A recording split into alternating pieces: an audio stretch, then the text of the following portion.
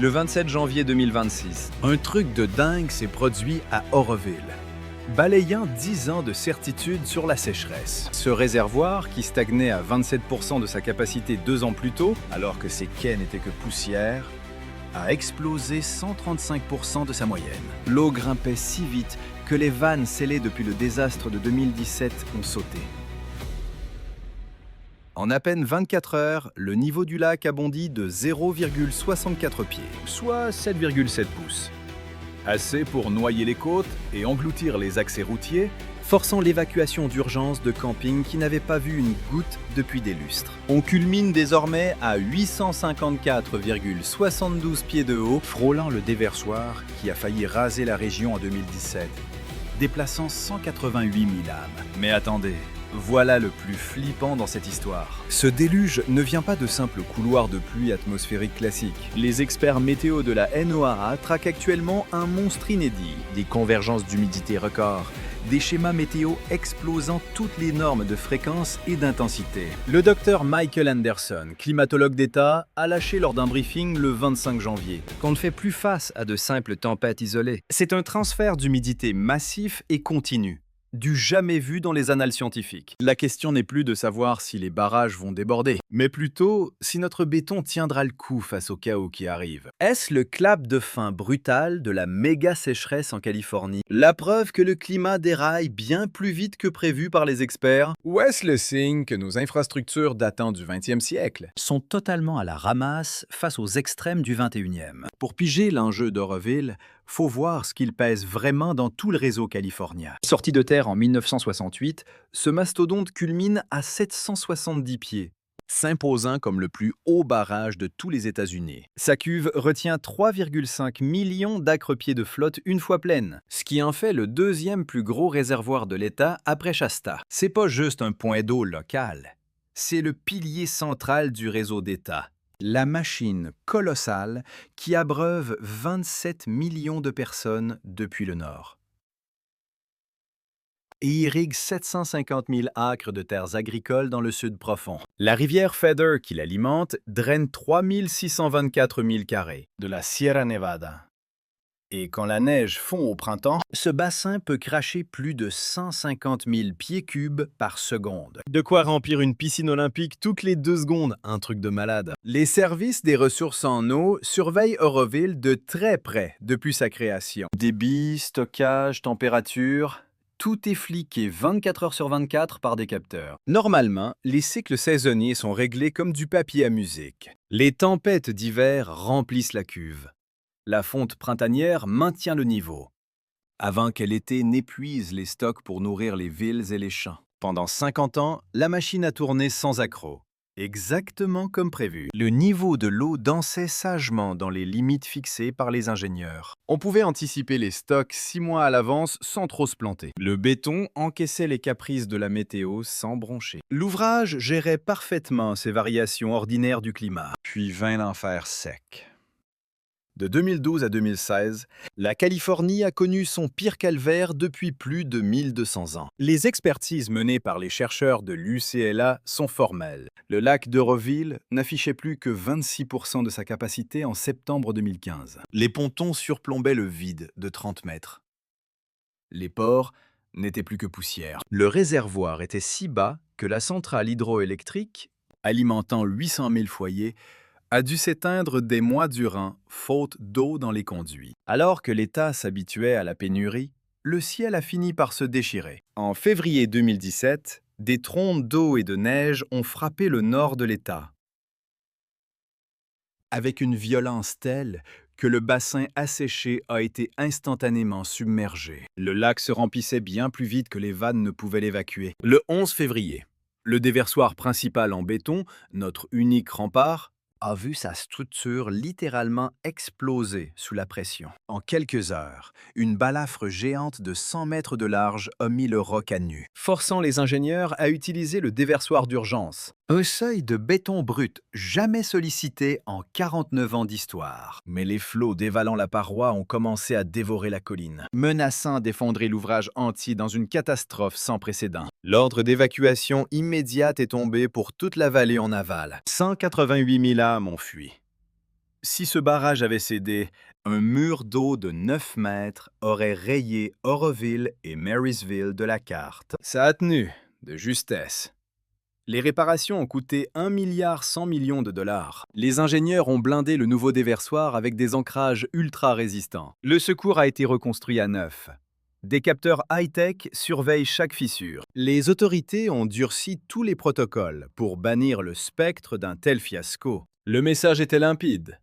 L'infrastructure avait frôlé l'apocalypse. Mais ce chantier colossal devait nous mettre définitivement à l'abri. Le système était plus robuste, plus sûr, prêt à tout encaisser. Cette certitude a tenu jusqu'en janvier 2026. La doctoresse Sarah Chen, hydrologue pour l'État, a détecté la première anomalie le 3 janvier 2026. Ses experts surveillaient le bassin de la rivière Feather via un réseau complexe de radars et de sondes thermiques. Les relevés indiquaient un phénomène hors de contrôle. Ces tempêtes ne ressemblaient à aucune rivière atmosphérique connue. D'ordinaire, ces longs couloirs d'humidité saturée qui arrosent la région ne durent que 24 à 72 heures. Ils frappent la côte, se vident et meurent en avançant vers l'intérieur. Mais ce mois-ci, rien ne s'arrêtait. Le système se régénérait en boucle. Les analyses météo révélaient un engrenage infernal. Des dépressions monstres stagnaient sur le Pacifique Ouest, aspirant toute l'humidité des tropiques pour la bloquer face à nos côtes. Chaque perturbation déversait un déluge continu pendant des jours, aussitôt renforcé par la suivante avant même que la première ne s'évacue. C'était une inondation perpétuelle qui noyait tout le territoire. Oubliez les orages isolés. C'est un déluge non-stop, une véritable lance à incendie braquée sur nous. Au 15 janvier 2026, le bassin de la Feather River était déjà noyé sous 60 cm de flotte. C'est plus qu'un cumul d'hiver entier, balancé en à peine 2 semaines. Du délire. Entre 1800 et 2400 mètres, le manteau neigeux crevait les plafonds à 287% de la normale. Le gros souci, c'est que la limite pluie-neige était perchée bien trop haut, au-delà de 2100 mètres. Résultat, la flotte s'abattait massivement et directement dans le réservoir, au lieu de rester figée en neige.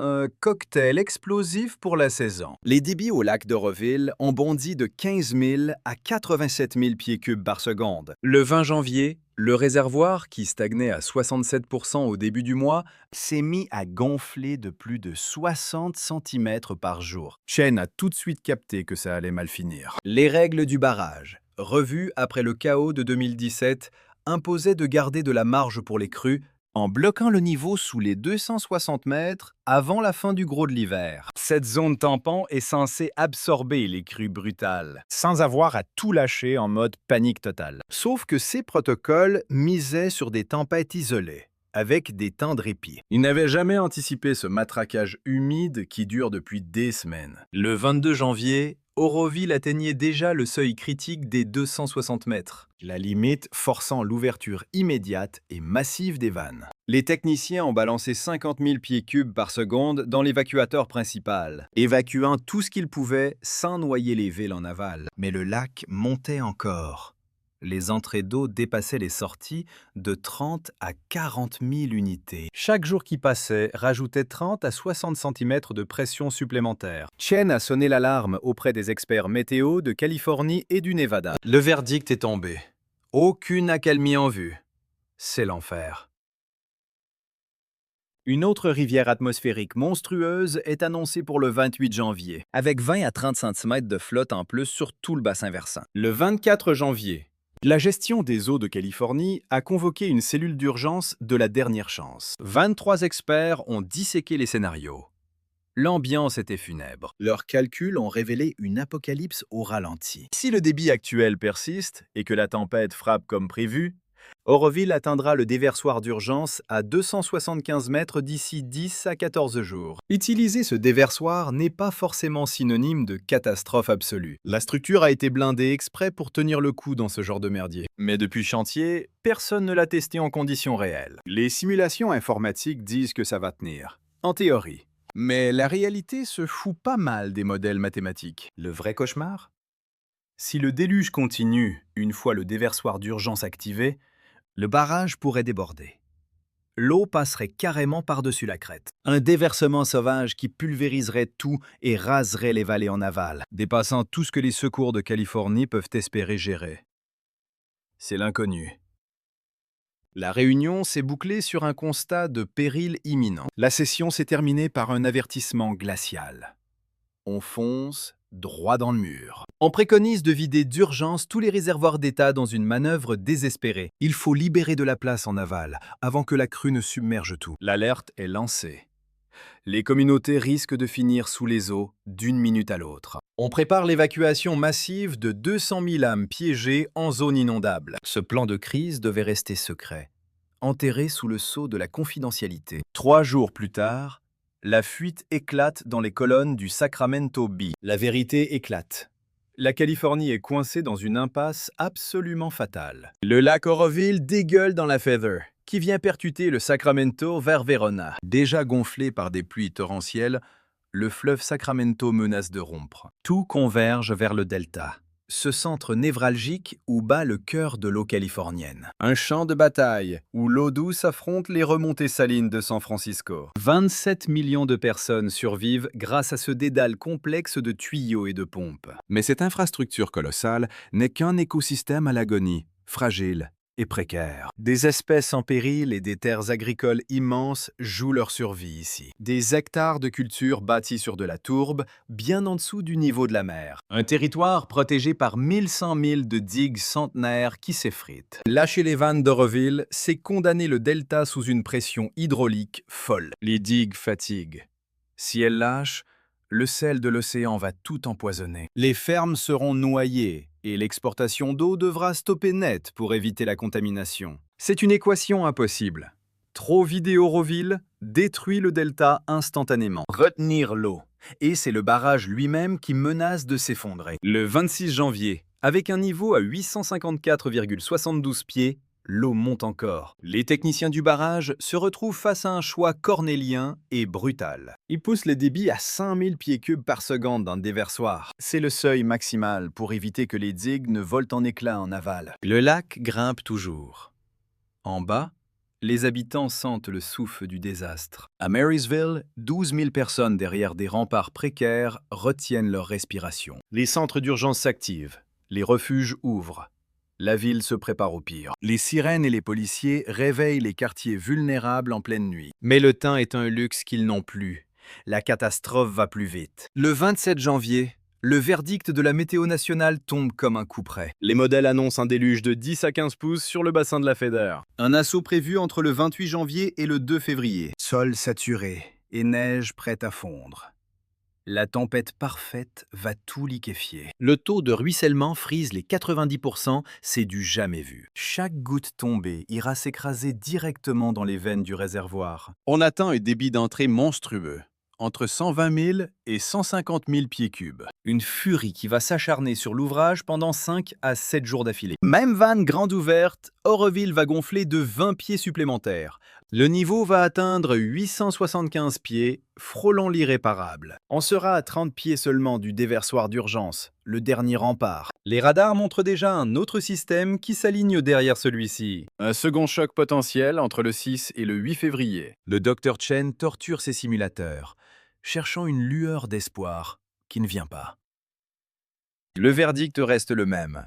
Sans un miracle climatique, l'apocalypse est pour demain. Dès la mi-février, le réservoir menaçait d'atteindre le point de rupture au niveau du déversoir de secours. Dans l'ombre, les services d'urgence du gouverneur bouclaient déjà les préparatifs d'un exode massif. 200 000 âmes des comtés de Butte, Yuba et Sutter se retrouvaient sur la sellette. C'était le retour du même cauchemar qu'en 2017 pour ces milliers de familles. Suite au fiasco de 2017, la Californie avait pourtant blindé sa stratégie de riposte. Le mot d'ordre: fusionner la gestion des barrages et fliquer chaque goutte d'eau en temps réel. Matos de secours déployés, alerte prête à hurler et protocole d'évacuation verrouillé. Sur le papier, l'État se croyait paré pour affronter un nouvel enfer à Oroville. Mais sur le terrain, la théorie a violemment percuté la réalité des faits. Lâcher du lest à Oroville imposait un balai millimétré avec les patrons du barrage de Shasta. Les géants de Folsom et New Melones complétaient ce système au bord de l'implosion. Gavés par les mêmes tempêtes,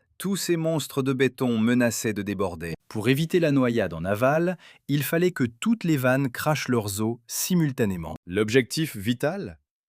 Empêcher le fleuve Sacramento de sortir de son lit et de tout raser. La synchronisation était la clé. Et au début, le plan tenait bon. Le 27 janvier, les 4 grands barrages crachaient de concert, comme une horloge. Le débit du Sacramento frôlait le point critique sans jamais franchir la zone rouge. Et là, le barrage de Folsom a lancé un signal de détresse. La furie des eaux était en train de bouffer la base du déversoir auxiliaire. Ce n'est pas la structure principale, mais elle encaisse pourtant des volumes colossaux. Les inspecteurs ont débusqué des failles dans le béton, invisibles jusque-là. Maintenir la pression revenait à signer l'arrêt de mort de la structure. Folsom a réduit les vannes de 30%, refilant la patate chaude aux autres barrages. Oroville a dû éponger le surplus, étranglant ses propres chances de survie. Pour couronner le tout, les digues en aval commençaient à montrer des signes de fatigue. Alerté par les ingénieurs de terrain, le Conseil du Delta a immédiatement tiré la sonnette d'alarme. 23 tronçons de digues menaçaient de s'effondrer comme des châteaux de cartes. La faute à une pression hydraulique constante qui rongeait tout depuis trop longtemps. Ces remparts protégeaient 4000 vies et des infrastructures vitales pour la région. Chaque seconde de crue supplémentaire rapprochait ces digues de la rupture totale. Les gestionnaires locaux ont supplié de réduire le débit avant que le désastre n'arrive.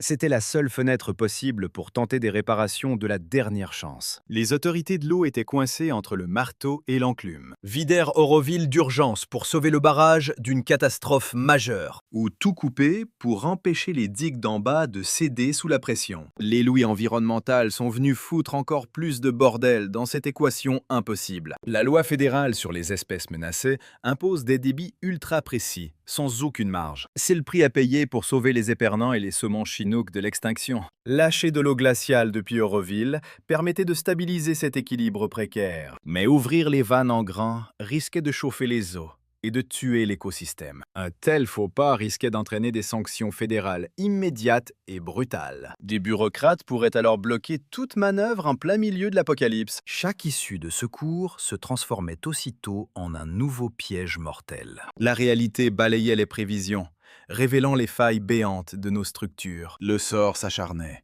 et toutes ses limites allaient péter les unes après les autres. Dès le 28 janvier, alors que le déluge annoncé commençait à déverser ses trompes d'eau, le lac Oroville montait de 0,8 pieds par jour, malgré des vannes ouvertes au maximum de leur capacité. Le réservoir culminait à 856 pieds, à peine 45 pieds sous le seuil du déversoir d'urgence, alors que 2 semaines de crue massive menaçaient d'ajouter 20 pieds de flotte supplémentaire. Le calcul était implacable et terrifiant.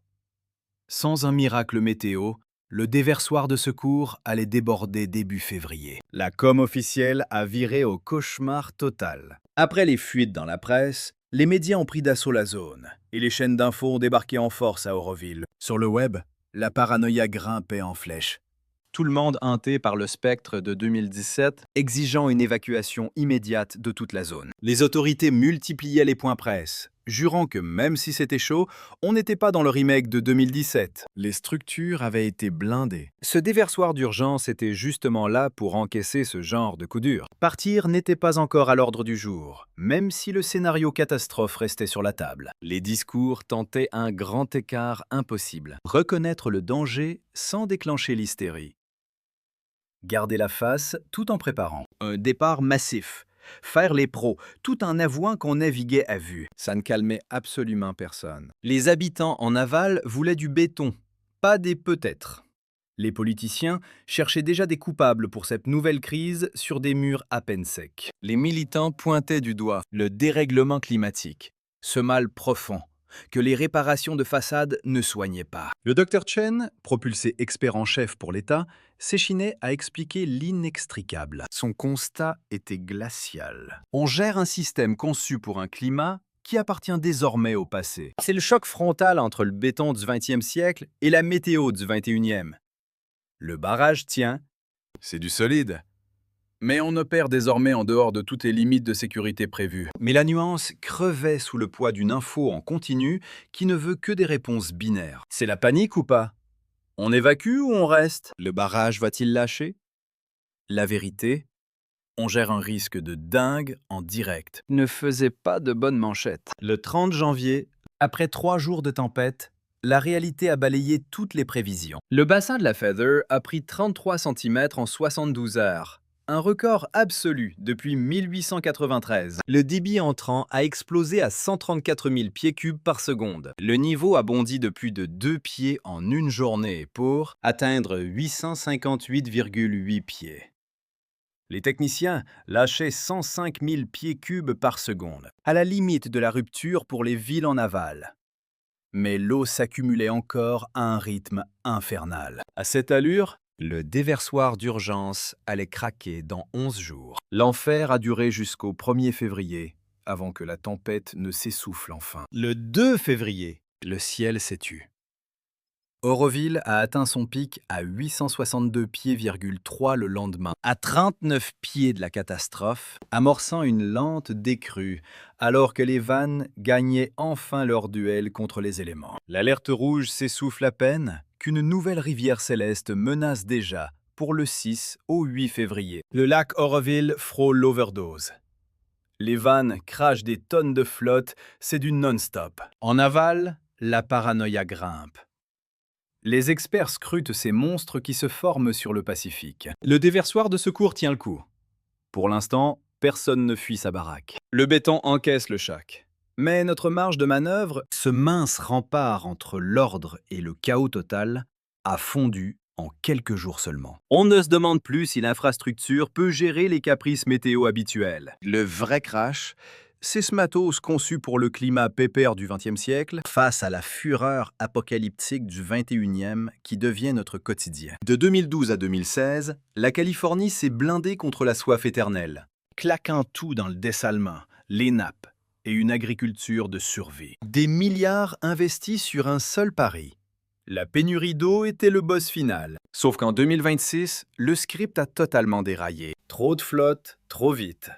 Nos barrages sont au bord de l'implosion. Les réservoirs, prévus pour stocker tranquillement, sont noyés sous des vagues incessantes. Des évacuateurs prévus pour l'exceptionnel tournent à plat régime depuis des semaines. Les dédigues, censées parer les crues, subissent un stress permanent et violent. La Californie pige enfin que le chaos climatique n'est pas une transition tranquille. C'est une montagne russe. On passe du désert de feu au déluge biblique, avec des structures incapables de muter assez vite pour survivre à l'un ou l'autre. Voir Oroville à 135% de sa moyenne historique, ce n'est pas le signe que la sécheresse a plié bagage. C'est la preuve que nos statistiques de vieux monde sont devenues obsolètes. Le cycle de l'eau qui a bâti la Californie pendant 150 ans, avec ses hivers rudes et ses fontes de neige millimétrées, laisse place à un phénomène brutal et sans aucun précédent. Des rivières atmosphériques en boucle.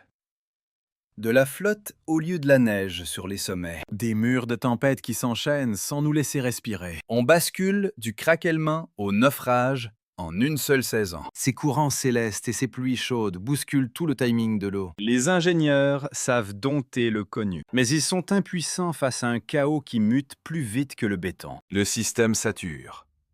Le climatologue Anderson l'a balancé le 4 février.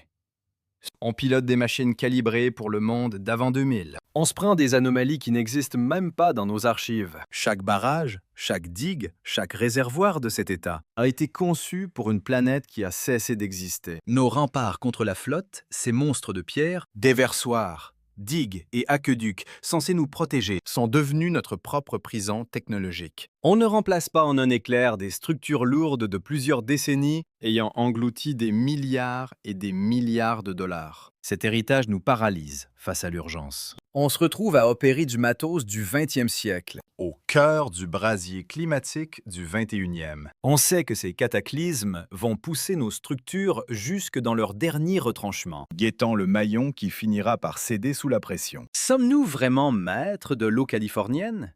Ou de simples illusionnistes retardants? Le constat brutal que notre béton ne peut plus rien face au chaos climatique que nous avons provoqué. Pilotage ou sursis?